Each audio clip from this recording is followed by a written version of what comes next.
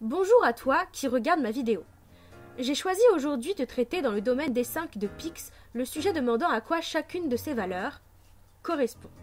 Je te propose donc un plan en 5 parties où j'analyserai une par une les valeurs proposées tout en leur associant une fonction, puisque c'est le but de l'exercice. Penchons-nous tout d'abord sur le système d'exploitation. Dans un ordinateur ou un portable, le système d'exploitation gère le ou les processus ainsi que la mémoire. Il fait fonctionner les périphériques et dans un appareil photo, les différents mécanismes. Il gère aussi l'affichage de l'écran et détecte les actions de l'utilisateur, etc., etc. Les systèmes d'exploitation comportent aussi l'interface avec l'utilisateur. Dans un ordinateur, par exemple, c'est lui qui affichera les fenêtres et présentera le contenu des unités de stockage. Dans le cas de notre smartphone, le système d'exploitation est Android 7.0 Nougat, qui est la version 7.x du système d'exploitation mobile Android développé par Google. Dans notre deuxième partie, nous allons donc parler du processeur, qui est le cerveau de l'appareil électronique. C'est une pièce présente dans l'appareil et notamment dans les cellulaires, en forme de puce, si l'on peut dire. Il permet de manipuler des informations numériques, c'est-à-dire des informations codées sous forme binaire, et d'exécuter les instructions stockées en mémoire. Cet élément permet d'assurer une bonne rapidité d'exécution et de profiter pleinement des applications multimédia. Plus il est puissant, plus l'expérience sera fluide.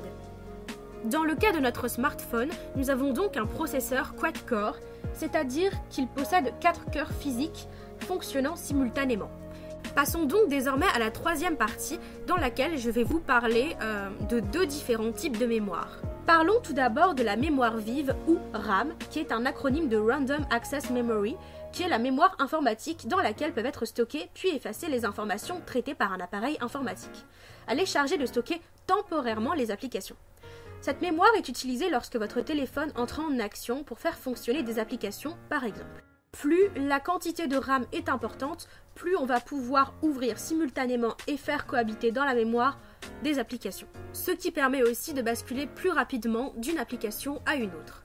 La mémoire vive garde donc sous la main les données que le processeur est en train de traiter et qui n'ont pas vocation à être stockées durablement. Parlons maintenant de la mémoire interne.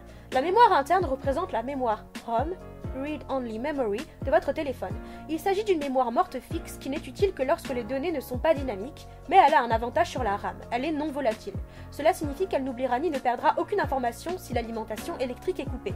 Il n'est pas possible d'augmenter cette mémoire ROM sans rajouter une mémoire externe amovible comme une micro SD par exemple. La mémoire ROM ou mémoire externe comporte toujours le système d'exploitation.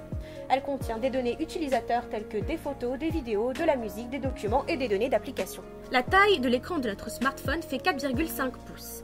Ici, le pouce est une unité de longueur internationale qui a été définie comme valant exactement 2,54 cm. Il y a donc une formule de conversion entre pouces et centimètres, et dans notre cas, 4,5 pouces équivalent à 11,43 cm. Passons finalement à la toute dernière partie qui est la résolution de l'appareil photo. La définition de l'appareil photo de notre smartphone est de 5 mégapixels puisque le capteur dont il est équipé exprime sa résolution avec cette unité. Donc voilà, cette vidéo est terminée et merci de l'avoir visionnée en entier.